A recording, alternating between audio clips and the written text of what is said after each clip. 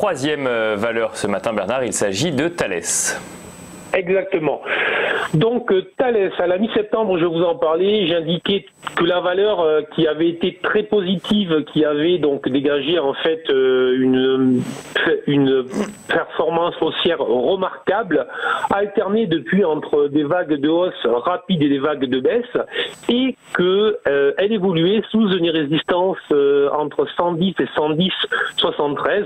Et j'indiquais que du moment que ce niveau n'était pas franchi en clôture, il valait mieux rester à l'écart. Alors ce niveau a été franchi mais jamais en clôture, c'est pour ça que j'indique toujours ce niveau, attention, niveau franchi mais uniquement en fin de séance, jamais en cours de séance, je le répète souvent ici même. Et depuis, le niveau des 110 a bloqué. Depuis, on a vu le résultat des 110,73.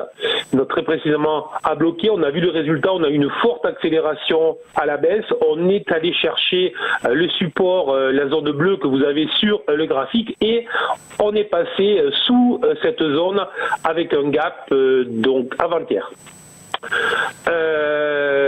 Donc très clairement maintenant on est dans une dynamique qui s'installe à la baisse, mais je reste relativement neutre sur la valeur. Alors on a un prochain niveau clé qui se situe aux alentours des 78-79.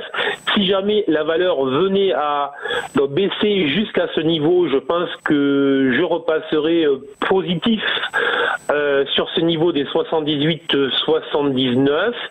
Si jamais la valeur repassait au-dessus des 100, donc autrement dit qu'elle a validé cette accélération baissière qu'elle connaît depuis 5-6 séances maintenant, là aussi je repasserai positif. Et entre le niveau des 79 et le niveau des 100, très clairement je vais rester neutre, c'est-à-dire que je reste à l'écart, je surveille ce qui se passe. Rien de très alarmant pour le moment, mais mieux vaut se positionner sur des valeurs qui présentent des configurations plus claires et plus intéressantes.